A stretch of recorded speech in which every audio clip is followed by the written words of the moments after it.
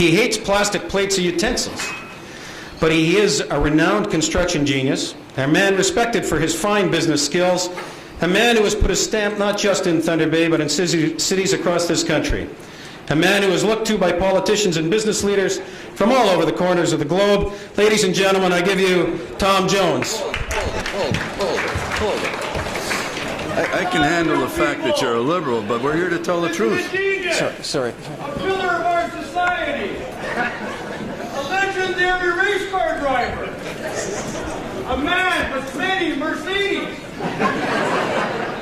And so we were just told, we're all just enlightened, he's a builder extraordinaire. Mr. Jones, you the man. You the man. Graham, are you still trying to get that promotion? Yes, I am. Okay. Sit down, okay? You're embarrassing yourself. Okay, I'm sorry, John, what was... I can handle the fact that you're a liberal, but tell the truth. That's why we're all here tonight.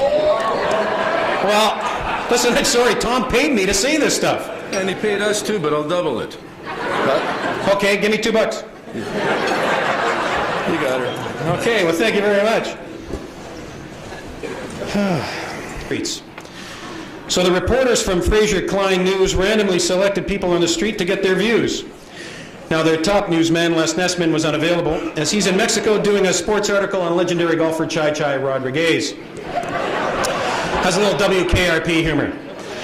Now, our associate correspondent, Amy Harris, and her reporting team tackled this hot topic over this year's choice for Man of the Hour. Hi, we're from Thunder Bay asking citizens what they think about the upcoming Easter Seal fundraising rose with Tom Jones as guest of honor. Many in the community are outraged over this year's choice, thinking there are far more worthy people. And we want to know their thoughts on this subject. Tom who? I just thought he was so cute. I have the biggest crush on him. Ruth and I went to one of his concerts in Minneapolis. And fortunately, we stayed at the same hotel. He rode down on the same elevator. And what a thrill to ride down with Tom Jones. It was terrific. Those hips, that voice, it just doesn't get any better than that. And we've been friends for a long, long time. I remember the first film he made, The Exit Song. Tom who? He's full of energy, he's passionate, he's exciting. And of course, recently I had a very, very great experience on the set of Men in Black 2 with Will Smith. Beyond handsome. Someone as famous as he is, but I try to keep it a secret. Have you ever seen anybody quite as sexy as Tom Jones? Tom who? Well, that's a reaction that hasn't really had before. You really think this guy is sexy? Who is this, though? This isn't about Tom Jones, the singer. Sir, I think you were referring to Tommy Lee Jones, the actor. This is about Tom Jones, a former counselor in Thunder Bay, the guy who has contributed so much to his community. The famous construction man from Thunder Bay, a man who has emceed events in the community. President of Tom Jones Construction, the man some people say has made this community what it is today. A man known for his generosity and spirit. Tom who? Oh, Tom Jones? I heard of him. A man who is a mover and shaker in the Conservative Party of Ontario. Well, conservative, but you shouldn't hold that against him, I'm sure. Whoever he is. Young lady, I've covered council since before you were born. Trust me, I've never heard of the man. Did you do anything on council? I would talk about my good friend Tommy Lee Jones, the actor. I really know this fellow that well at all. Well, it is rumored that the Liberals in Thunder Bay owe Tom Jones a great deal. Oh, that Tom Jones. Tom who? Good luck with that. You're going to need it. Hi, Tom. Cheech told me here that I only have like 15 seconds to do this because there's a lineup of people who actually wanted to take my spot. So one has to ask, why are so many people wanting to roast you? I guess it's payback time. Tom, all joking aside, congratulate you. This is a wonderful evening, a great event on behalf of Easter Seals, and you're just a great guy to roast, and you truly are a wonderful citizen of Thunder Bay. Now, Tom Jones, I know you often tell people about our elevator stories. You know what? My friend Jim Mauro knows the truth about those elevator stories, and he's watching you. You have been my friend for many, many years, so all I can say to you is, that's life. That's what all the people say. You're all kind of dark out of me.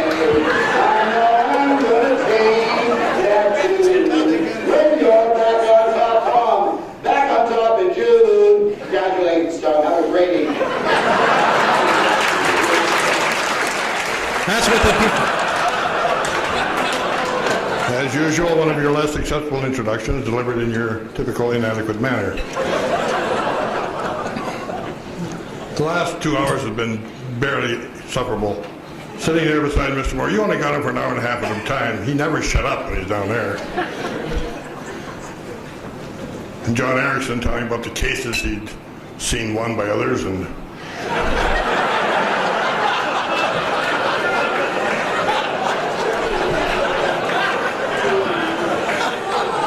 Doug Scott explained the difference between water and sewer pipes and how they're stuck together. And then Dr. Gilbert, the worst winners I've ever been associated with.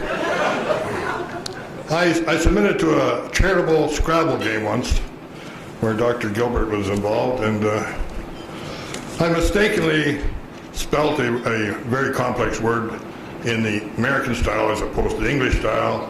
He got up and did a little dance, pointed it out to everybody in this room, and just horribly embarrassed me and my wife. And that's the guy who runs your university.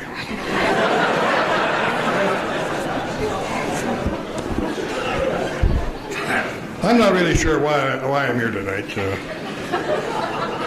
I certainly have nothing bad to say about Mr. Jones. He's always treated me fairly, and I know his reputation in the community. I first ran into Tom, I guess it was 1970, when the first election the city had, and he ran in the McIntyre ward against, I believe it was Terrace Gazera, and that great parliamentary George Wardrobe, who was nearing the end of a stellar career and wanted to serve the committee or people one more time. And it was a bitter election. Tom had his kinsman people out there harassing people day and night. And then came the election, and at 8:05 we turned on our TV. Well, we didn't have TV then, we had radio, Barry.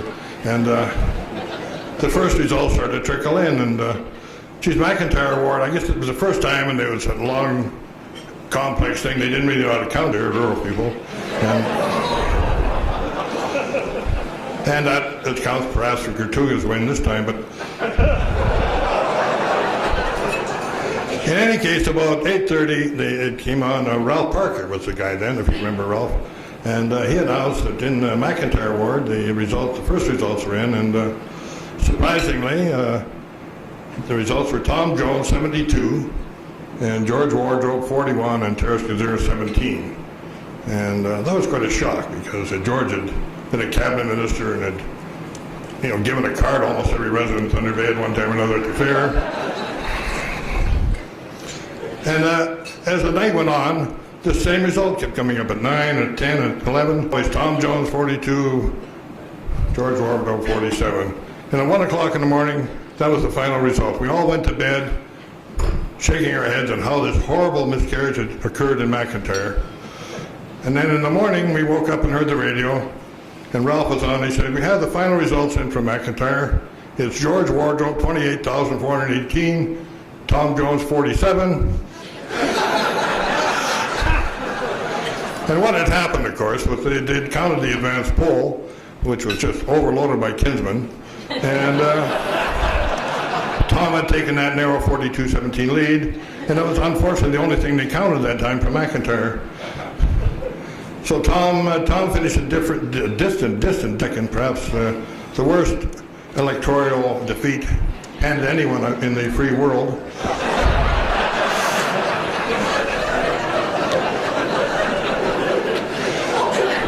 Unfortunately, yes, and Terrace was even worse. But, unfortunately for the community and society as a whole, Mr. Wardrobe passed away within the next year, and Tom was awarded the seat and held that for a week or two, and then was immediately charged with the conflict of interest and forced to give up his seat, along with those other crooks, Lovelady and LePrad.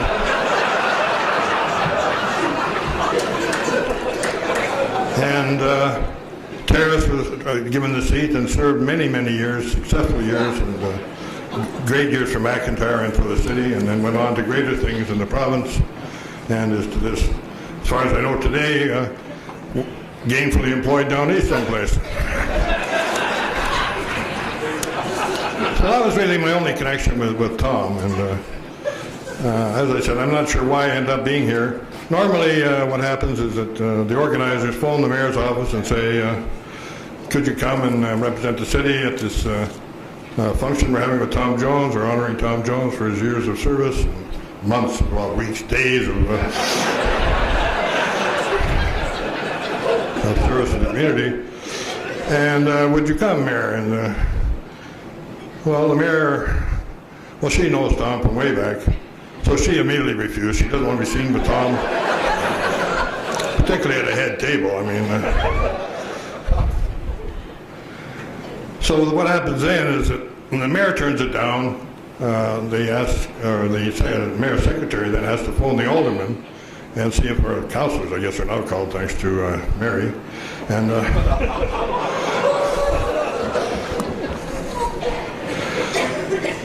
ask them if they would like to take the mayor's spot. No, I don't get many invitations. The mayor's secretary has been told to do it alphabetically.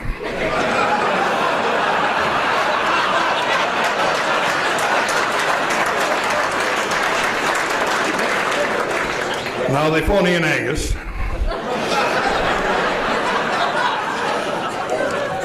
And they tell him what it is. It's a function they're going to honor Tom Jones, and you're allowed 10 minutes. Well, of course, Ian has never talked for 10 minutes in his life, and immediately turned it down. Mark Bentz, he was tied up. He had a Churchill pool bake sale he had to attend.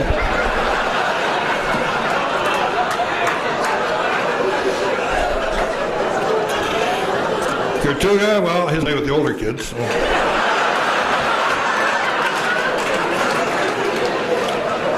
And they phone Rebecca Johnson. Well, Rebecca rarely turns down an event where there's a meal served. And, but she had to turn this one down because she was afraid it might run past 11. And Timko, he thought $100 for chicken dinner was a bit much.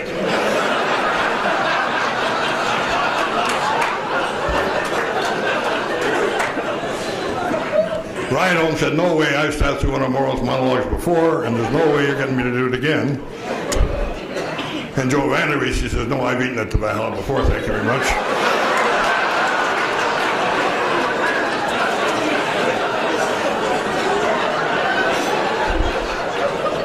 So, but I see Bill Scully showed up. Obviously somebody lost their ticket, he found it something.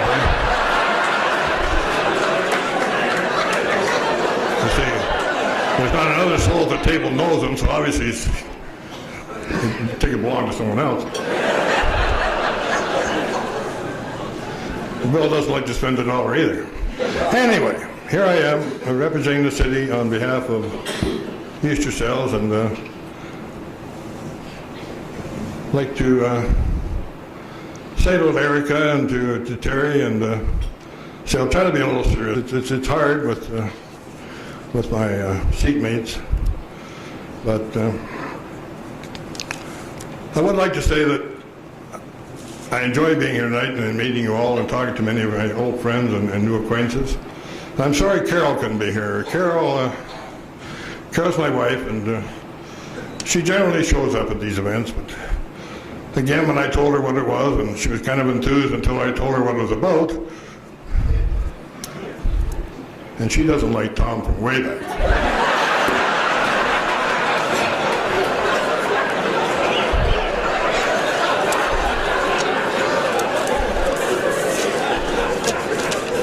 You go, it all came back because Carol explained it to me years ago. I used to go drinking Friday nights after work, and Tom was there, and well, sometimes we drank too much. And, Just not Friday. When Brian Christie was there, we drank way too much. And one time I got sick and made a mess of my shirt, and I went home, and Carol was just disgusted. And she said, you got to stop drinking with those people. And until next Friday, of course, I was out there with the guys, and I said, I got to cut back, guys. Carol doesn't like when I get sick. And Tom said, hey, I know what to do. It worked with Shirley. What you do is when you go out drinking, you put a $50 pocket, And if you get sick, you go home and you tell your wife, well, I was at this bar and this other guy got sick and he threw up all over me, but he gave me $50 for cleaning.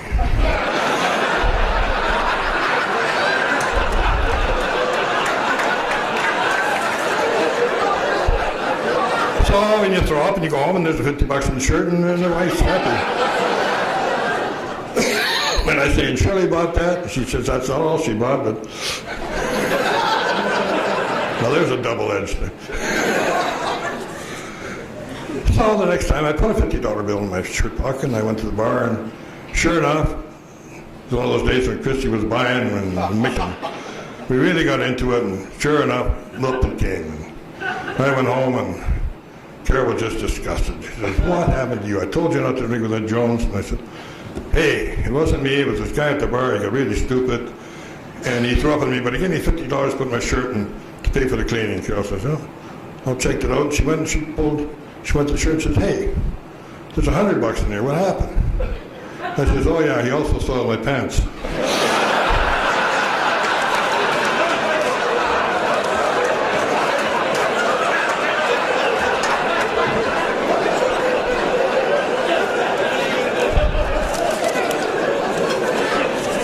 Actually, Carol's not that naive. We've been together for over 40 years. We're still sweethearts.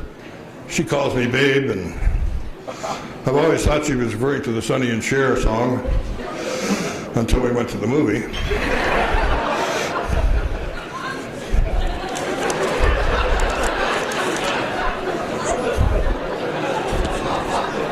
She's a wonderful lady, and I'm very lucky to have her. And when my dad was here, I asked him, I said, you've had a good marriage, and how do you maintain a good marriage for 50 years that my dad had at that time? And he said, complete honesty. He says, you've got to be completely honest, and right or wrong, they usually forgive you, and life carries on. So I took that to heart, and well, it was actually this afternoon, the first time it came up. Carol was enthused about coming to this dinner for the Easter seals, and she had saved her tips and had the $100.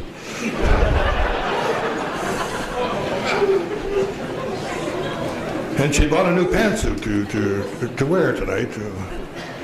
So I was waiting for her in the front room, and she came out of the bedroom in this new pair of slacks. She says, do you think these slacks make my rear look too big? And remembering my dad's word about honesty, I said, Carol, it's not the slacks. And that is why I'm here alone tonight with a bad limp.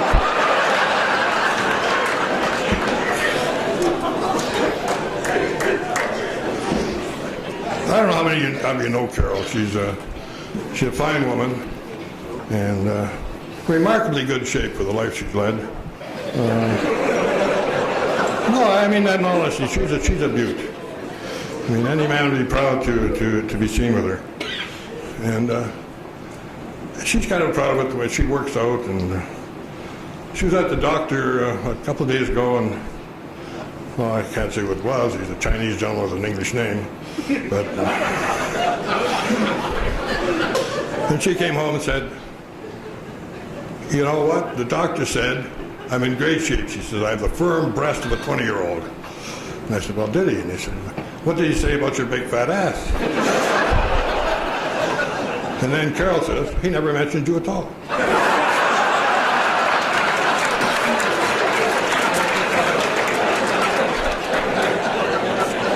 So that's the kind of relationship Carol and I have. It's great, and she's not here tonight, and that's why I'm not afraid to say these things. The mayor, as I said, couldn't be here. She doesn't like Tom, doesn't want to be seen with him, but she's a good person, and I've known Lynn almost since our houses shared the back lane, and I think she's a great mayor. I voted for her for mayor and would again. I've been involved with 25 years with council one way or another, and of the 6 mayors I've been involved with, she is certainly one of the top 5.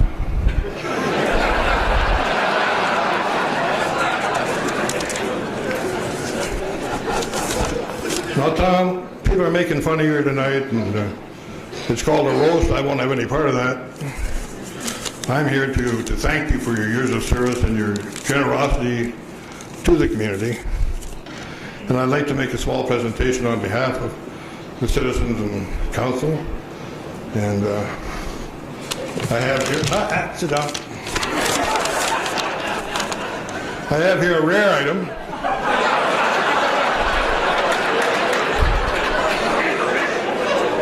This, for those who haven't seen one before, is a city plate. They become very hard to get. Former Mayor Boskoff thought it would be a great idea to cut out the great expensive city plates. They were $200 or $300 a year, in order that he could fly to AMO meetings more often. So we had no more plates, and then we went to city pins, and we were giving those out until we had a big function there at the auditorium a few months back, and they had this big fishbowl of city pins, and unfortunately they sat it down with Timco, and now we're short of pins again.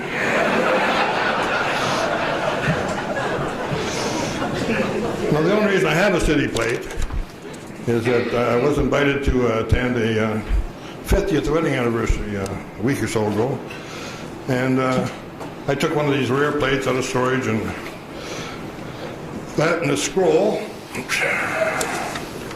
and went to the wedding. I think it was Donna and Mark Phillips, I believe his name was, and they had celebrated 50 years together, and it was a nice function, great meals at the airline, and I do it every year, I'm sorry. And the family was there. There was like 27 grandchildren, so it was just full. And the sons and daughters made little speeches, and then they called upon me, or no, they called upon the groom, Don, to get up and speak. And he looked out at the crowd, and he looked at his wife, 50 years. He looked at the head table, and he looked back at his wife.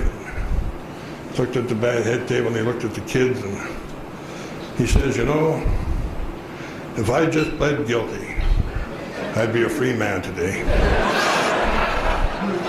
Which is why I have the plate and the scroll available tonight. So, Tom, on behalf of the council and citizens of the city of Thunder Bay, sincere congratulations are extended to Don and Marjorie Phillip on the occasion of your... But I have a pencil, I can correct that. To Tom Jones, that's one N.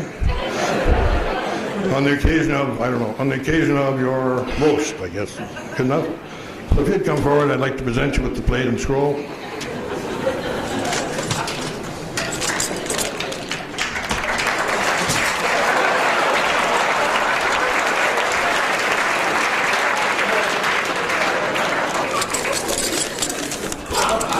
Oh, I'm sorry, things were going so well.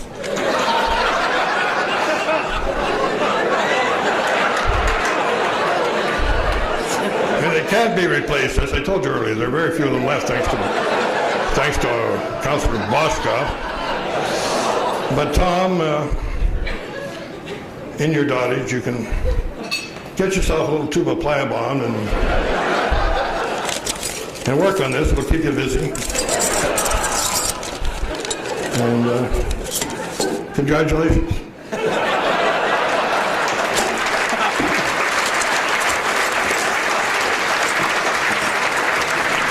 But I've known Tom probably for more than 50 years now, which is a long time, and she asked me if I would sort of go back and try to find a theme for this evening.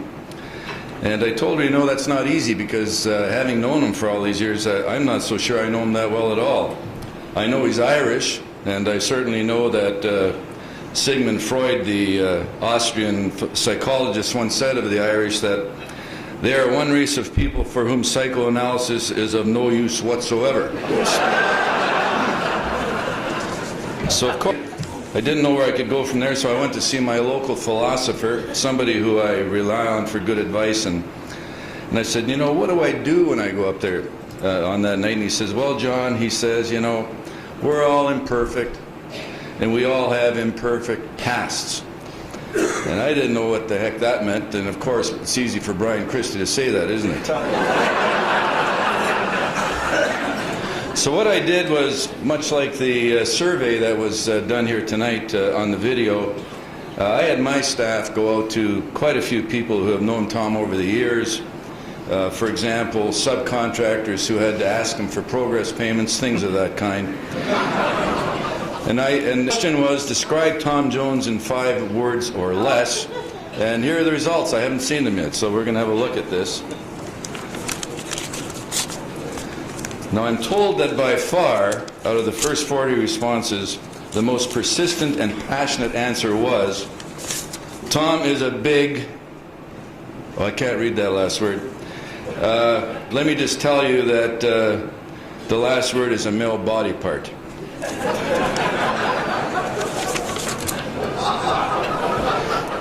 The second one, and these are all true, Tom is competitive, full of energy, and has an unkillable desire to succeed in everything he does, from making finished pancakes to closing the toughest business deal, and that's true. I can tell you, I can vouch for that. This one came from an interesting source. Tom is a lot of fun. He used to give me lots of laughter, but recently he's been mean to me. And the name of this person was withheld, but he describes himself as an anonymous media mogul who owns just about all the TV and radio stations in Thunder Bay.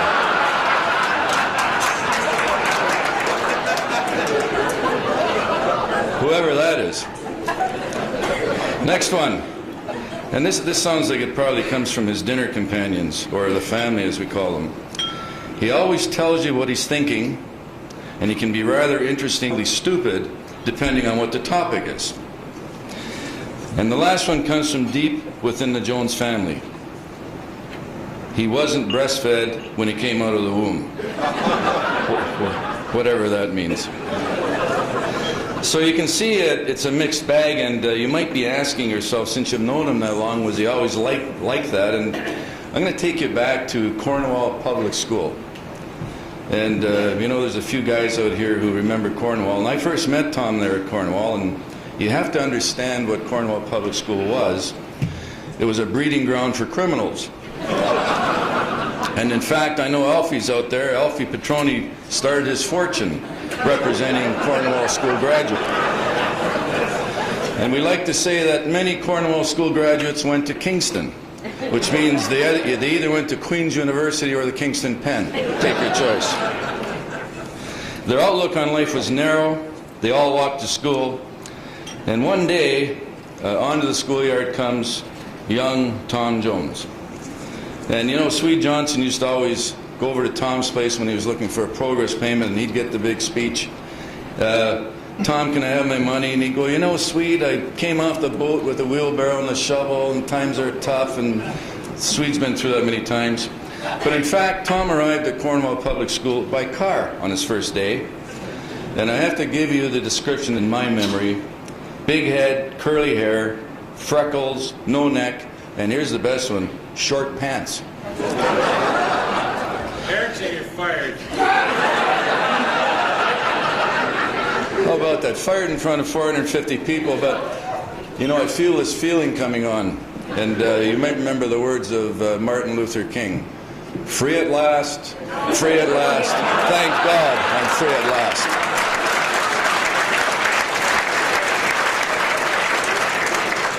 In any event, here he is on the schoolyard in his short pants, and I suppose if Arnold Schwarzenegger would have been around back then, he would have called him a girly boy.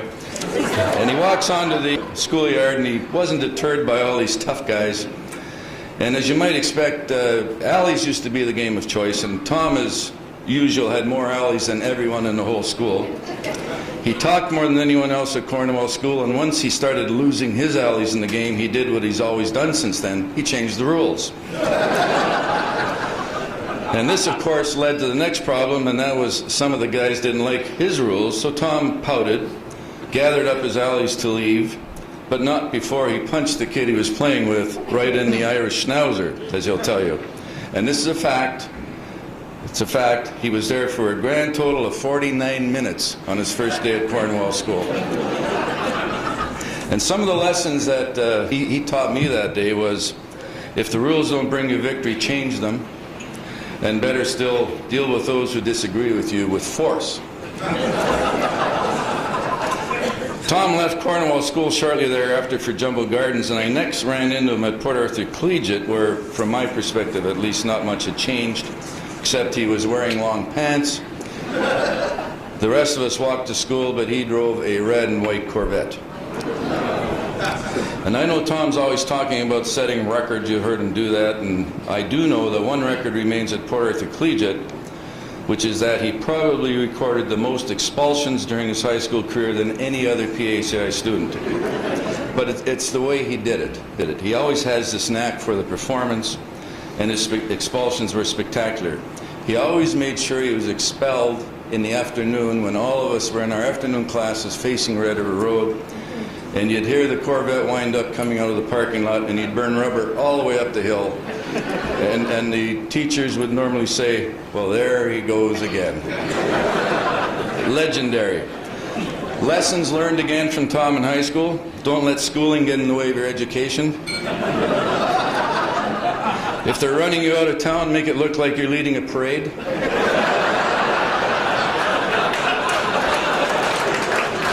And most importantly, don't follow the rules because you'll miss all the fun. I next met Tom on a solicitor client and social relationship, and admittedly we've had many laughs, and on Tom's part he's had remarkable success at business, and I've come to know him probably much better than I ever thought I would. I'm going to leave you with two things that I would say don't ever do with Tom. Number one, if you happen to be driving on the expressway and you encounter Tom Jones, he'll most likely be on his cruise control. Don't ever cause him to turn off his cruise control, and if you do that, don't ever give him the finger. If you do, and I'm here to tell you, you and your car are in strange places. And that's all I can tell you, except if you want to know the rest of the details, go to the provincial courthouse, and they're contained in the case of the Crown versus Thomas James Jones. And you can guess the rest. The next one is, don't ever get on the wrong side of him so that he holds a grudge against you. Recently, someone who did run into one of his Irish grudges phoned me, and he said, John, how do I get around that grudge? And I said, well, it'll come someday. And he says, well, when? I said, when you're in the cemetery.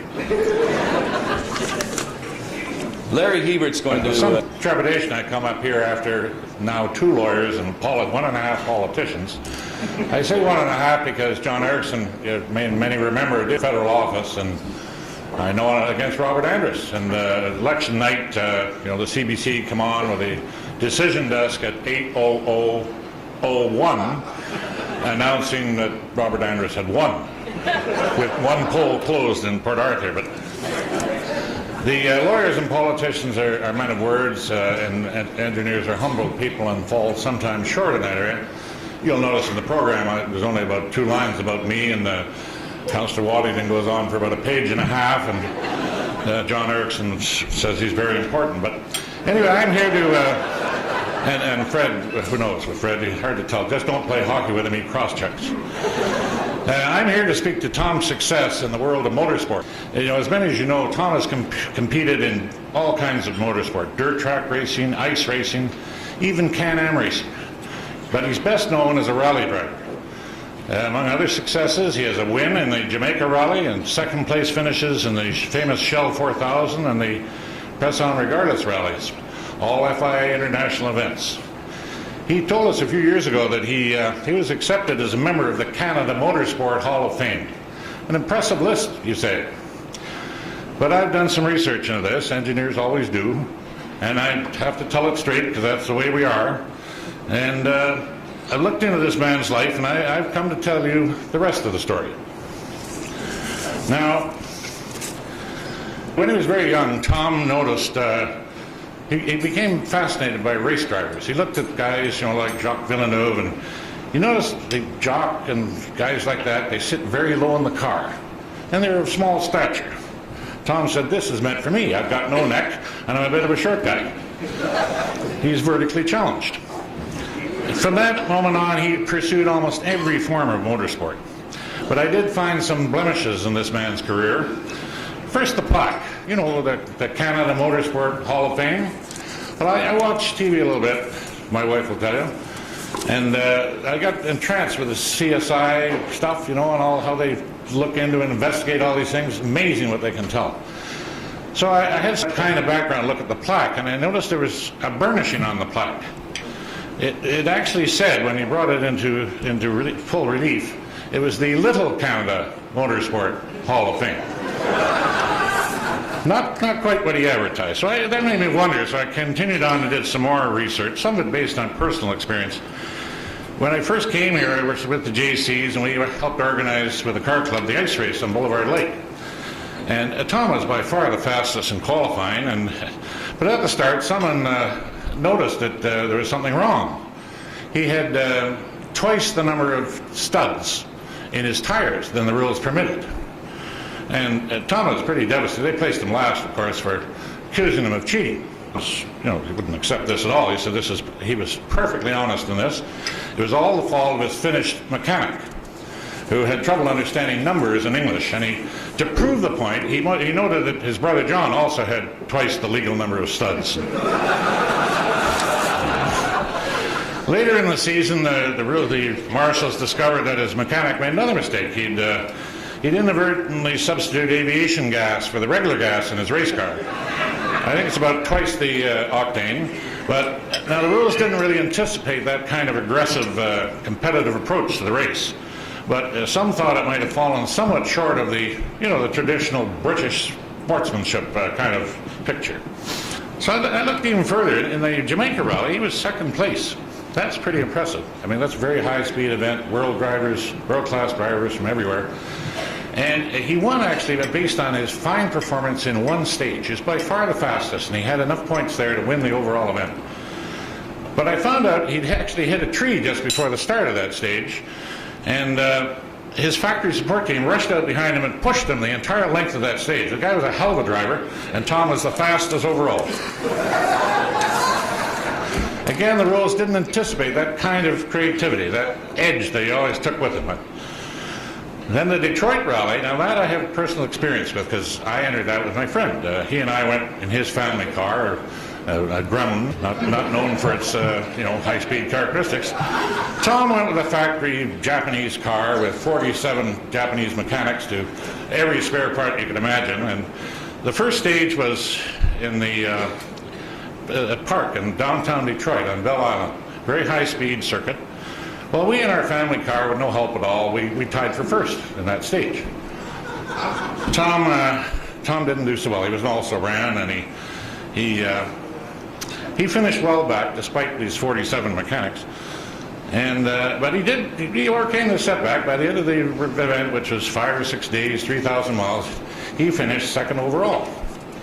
And when I asked him, how is it he did the rally, but not in this very first stage, he said, well, he would have won that first stage, but he was delayed because of a slow-moving herd of deer that crossed the course just in front of him. Now, deer, remember, this was in downtown Detroit. I'll leave you to be the judge of that. He had a brief career in Can-Am racing. Not much success. He said his car had a disturbing tendency to get airborne, and he would have won if only his wheels had stayed on the ground. Recent years, this would have won has become a thing with Tom now. His brother actually coined the phrase, term of endearment, because in recent years, he would have won all sorts of things, but for something. He's taken up the world of car rallying, the Monte Carlo Vintage Rally. That event, you can only enter a car that could have entered in the Monte Carlo Rally, which ended in 1969. So he entered a Mini, and he did quite well, but he led early. But then he fell back and in the pack, and he blamed it on the electrical system of the car. It wasn't working that well, and his navigator had to hold wires together, and he had a choice of headlights or windshield wipers. And it rained at night, but he would have won if it weren't for that.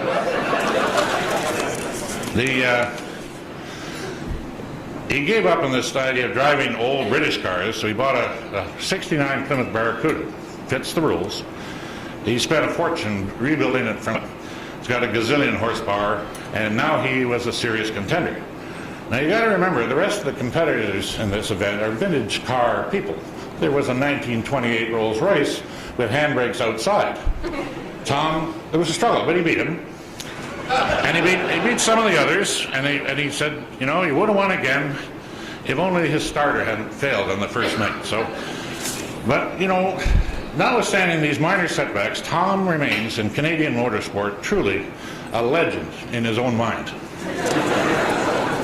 Now, when I finished going over these things, I felt I might have been casting some dispersions on this man's character and his motorsport career.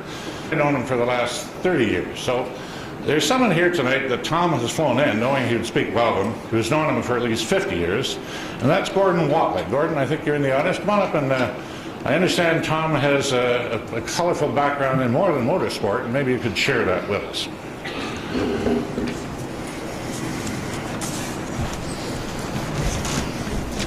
Well, I'm not a lawyer, thank God for that. I might need one.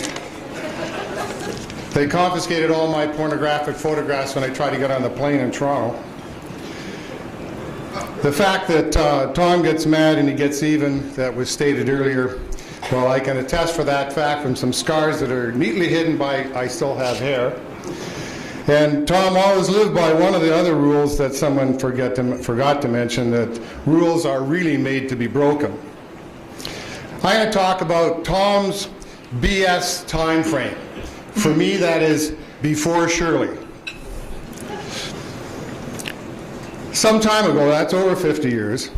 Today, when we think of Tom and ice, we think of buoy on ice, or maybe even ice racing. Few know of his embarrassing attempts to skate and play hockey. As a member of an opposing team, it was my task to distract Tom from getting anywhere near our goalie, as he might fall on the puck and accidentally score. Naturally, I did all the usual stuff like checking, prodding him with my stick, and generally bad-mouthing him. Tom's current, calm, quiet demeanor was not always present in his youth. Tom took particular offense to comments on the lineage of his family. And he'd respond by attempting to insert his stick into my vocal cords or any other orifice he could reach. It was during that quiet, reflective time out we shared in the penalty box that I first experienced Tom's negotiating skills. Tom was always an innovative thinker, and he frequently tried activities with practically no success. Today we call it multitasking. For example, farming and racing. Places like Red Rock, Duluth, and Kakabeka Falls come to mind. Now, the Falls area had an isolated, steep dirt road that we were preparing a few days early. Ross Rogers used to love to get rid of us from PACI because he felt the school ran much better when we weren't around. We were laying lines up the hill for communication from start to finish, so it would be all ready for that weekend. Tom decided that someone should test the surface, of course, for any problems. We had enough cars to block off the start, so Tom took off at full throttle. The Corvette roared and snarled up the hill until there was a great explosion of sound, and then silence. Rapidly descending the hill, looking for Tom, one came upon a new side of his personality, as he appeared to take up farming. Tom was doing some ancient Irish folk dance in the middle of a small herd of cattle, while waving his profusely leaking thumb high above his head. It appeared one cow in particular had decided to get to know Tom better and got a little too close to the Corvette, resulting in what some would call termination for both cow and Corvette. Tom was off for thumb repair, and the negotiating became more widespread.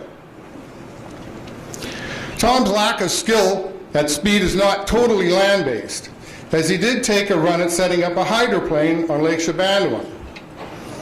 During what some might call heavy seas, Tom tried setting up a motor to the correct angle on the back of the little boat to get it to skim across the water. Needless to say, using the old trial and error technique, Tom ended up swamping the ship. Tom rolled overboard as he pushed the motor to the side, rotated the handle so it would go on troll, and hopefully without his weight to carry. Lacking both nautical knowledge and common sense, Tom did not realize that the little ship would quickly return to run over him. As rescue neared, we saw Tom's two hands rise to push the hull away. Moments later, he bobbed to the surface as only an Irishman can bob, using some fine Anglo-Saxon words about water, boats, and rescuers in general. Well, there you have it. There you have it, Tom. We salute you as a man of many talents, a man whose reach has always exceeded his.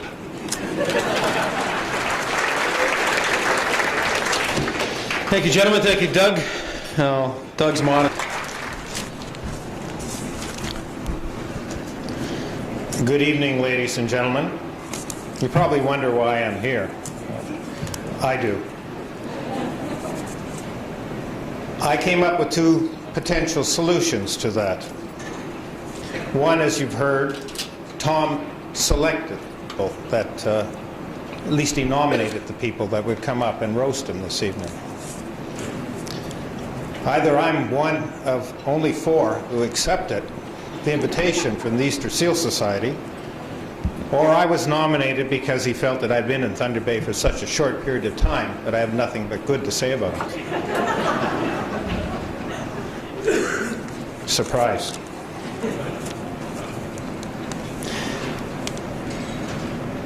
I've been given the cleanup role, and I'm not certain that I have an awful lot to add to what's been said. I do have a few observations based on the 6 years that I've been in Thunder Bay, and a few vignettes that I'll share with you. I actually first met Tom during my interview process at Lakehead University. Tom was then a member of the Board of Governors. And both he and Steve Hessian were at an event that was held for the candidate. And I was exposed very quickly to 2 of Thunder Bay's most subtle, sensitive souls. As you've heard earlier, I, like others, soon discovered that Tom Jones liked fast cars, enjoyed his grog, and had erections all the way. I also discovered through more direct experience that he had a temper and was a master of the gentle art of persuasion. Both qualities that I feel would register about 3 to 4 on the shillelagh scale. I also noted that Tom didn't like to lose. Whether it was a bid for an erection opportunity in Thunder Bay, a car race, a bet, or in fact anything, which made it really hard to explain his close association with the Progressive Conservative Party in Thunder Bay. Well, I'm an academic. Because I'm an academic, I was particularly interested in Tom's post-secondary career. I understand he attended the University of North Dakota, Fargo, on a full beer scholarship. He was a member of the Alpha Tau Omega fraternity and honed his car rallying and emceeing skills there.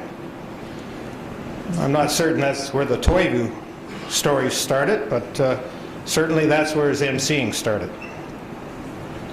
Apparently he tried to major or take a course in basket weaving, but it was full. If I could have the slide is up. So his artistic talents were to be displayed in another way. You can see it on the slide here. Besides, this little brown jug probably had more practical value than a basket would have. To summarize, it's probably safe to say that Tom was the life of the parties at UND Fargo. But his college days led to another insight about Tom, because his mother and her good friend, Mrs. Shaw, drove down to visit him once. On the way, Mrs. Jones got caught for speeding. And in that time, you didn't simply get a ticket written out and you paid for the ticket with the trooper, but you had to appear before a judge in one of the nearby communities. Well, the two ladies dutifully did so, but while Mrs. Jones was appearing before the judge and subsequently paying her fine, her accomplice was carefully arranging nails in front and behind the tires of the local cruiser. Having heard this story, you know, it's safe to assume that Tom comes by some of his characteristics quite naturally. I'm also a biologist, and I was intrigued to find out that Tom was missing some body. Now, if he was to give up smoking, and you may have heard that Lakehead University has some recent experience with helping people to do just that, it's too bad he didn't do so before he sacrificed a lung. But that space is probably now amply filled by another organ. A biologist thinks about these sorts of things. And I thought, well, is it his spleen? Probably a pretty good argument that that might be the organ, but no. Is it his liver? Probably even a better argument that it might be his liver. But no, I suspect that it's probably his heart that has done that. Despite his sometimes gruff exterior, and because Tom Jones cares deeply about his family, the university, and this community. Tom, we've all had fun at your expense tonight, but on a serious note, thank you for what you've done for the people of Thunder Bay and your willingness to be humiliated by us all. Interesting to see Jimmy Mauro suck up at the end there, wasn't it? Wasn't Erica a wonderful ambassador for Easter Seals? How about a hand for little Erica? Mr. Mayor, can you get somebody to remove this gong here? Thank you very much. It's good to know people in high places. I'd like to thank Mr. Dan Gleason. That was a wonderful song. Very well done, but you did get a little bit wrong. I was wrong once in 1954. Now that I've suffered the slings and arrows of my former friends, I must salute Pat Lang for pushing me through her anger management course this past week at the college, because here I stand without malice. So thank you, Pat. It's pretty neat. Closer. I want to thank, thanks to Larry Hebert. Now I've got to apologize to Kathy Kangas and Jack Masters all over again. I'd like to acknowledge some guests this evening. John Brian Gardner. I now know his modus operandi. First you run, then you bury him. And Seppo Pavalainen, Paiva Boika, keep us a kulos, you know. I know Dougal Media can't get your name straight, but at this wonderfully built and expertly run Valhalla Hotel, you're safe here. Paiva. Nice to see Jackie Dojak, the new chair of LU's Board of Governors, here this evening. Thank God we finally have somebody that can control Fred Gilbert.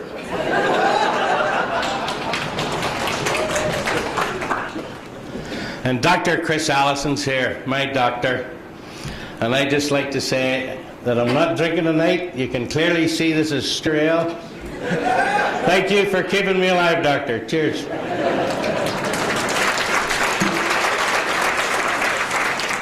And Dino D'Angelo is here, my paisano. I got to tell you, 30 years ago, I had the opportunity to travel to Italy with Dino to meet his family in Abruzzi and experience the wonderful Italian culture.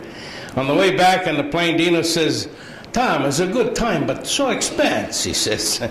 And I said, "Well, what are you going to do about it, Dino?" And in those days, he was building and selling houses. He says, "No problem." He says, "I'm going to raise every house to 5,000.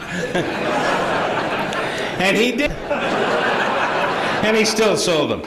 I'd like to seriously acknowledge Mr. Glenn Kettering, who first put me in the seat of a real race car, the famous number 57 in Proctor. Thank you, Glenn.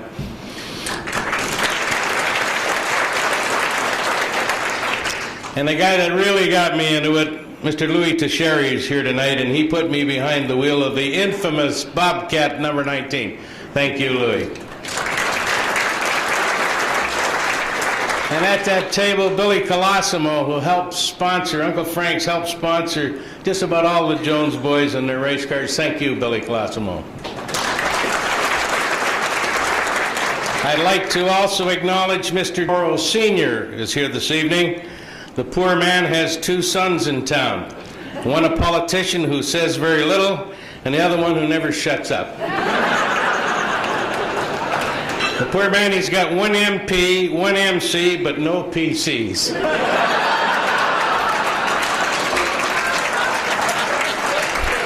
Don't feel bad, Jim. I've got some unusual sons as well. It's good to see Mary Long Irwin here from the Chamber tonight.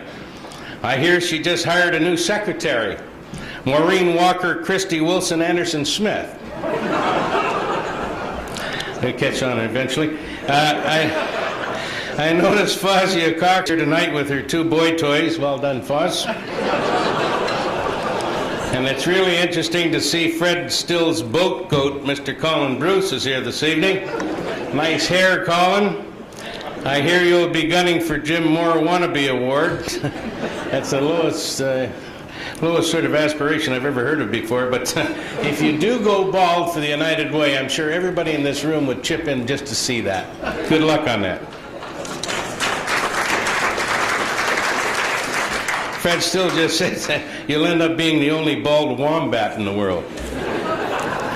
I see all the Lato boys from Wanson Lumber are here tonight to witness my apparent demise. Hunter, I want you to start an account at first thing in the morning.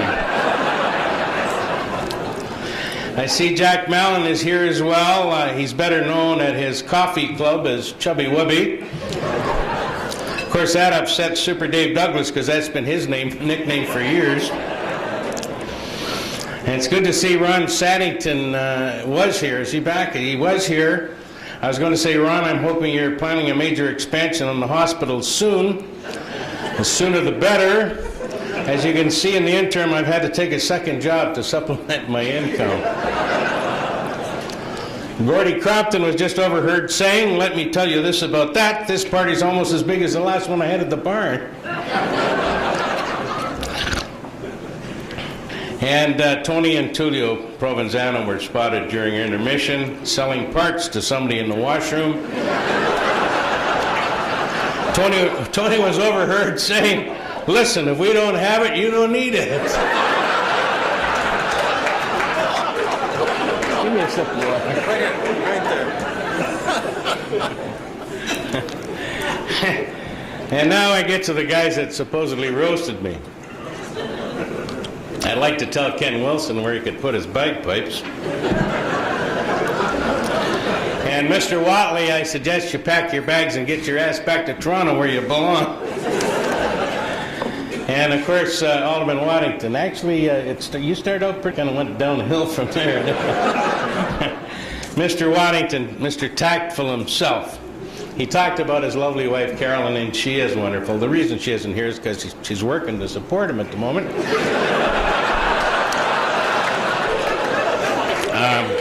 I've often heard her call him her big dick, and now I can see why.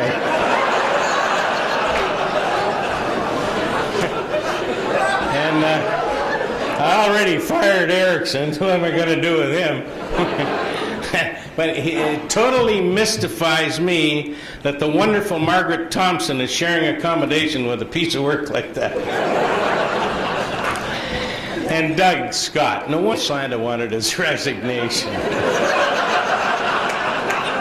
And it's true about the deer. There's a deer sanctuary on the island.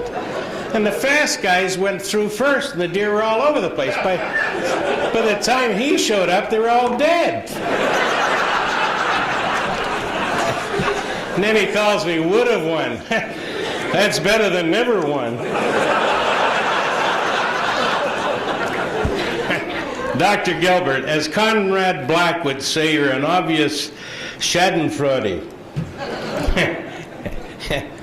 Mauro said, what the hell does that mean?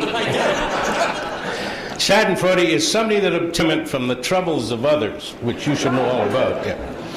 A few years back, as a member of the Board of Governors at Fred had said, I was on the board and I convinced my fellow colleagues that we should hire this guy.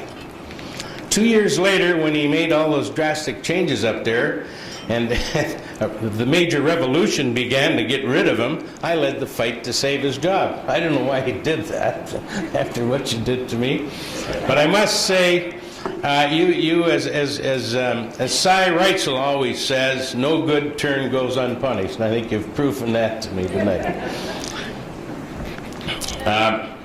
And Ron Morosica was the one that said I had to mention the fact that Dr. Gilbert play no body contact once a week to stay in shape. Word has it that he gets called for boarding at least 9 times again, and he prides himself in his nickname, LU's Dave Schultz. Is that right? Mr. Morosica would never lie. And of course we've got our MC, Jim Mauro. Well, actually it was pretty good tonight. What do you think of our MC? Was he all right?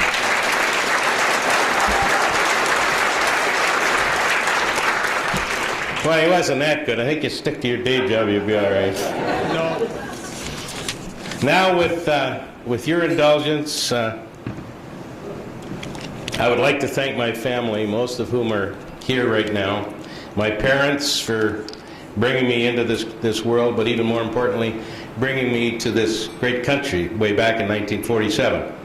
I'd like to say thanks to my brother and partner, my sister who's here tonight, all my kids, and all of the family, but especially my wife for putting up with this clown for over 41 years now. Thank you, Shirley.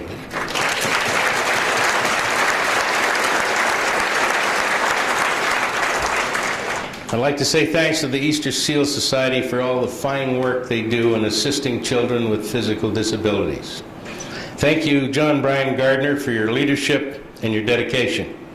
And to Jody so hard, and Barbara and Lori from the Easter Seals office for all their very, very hard work. Well done.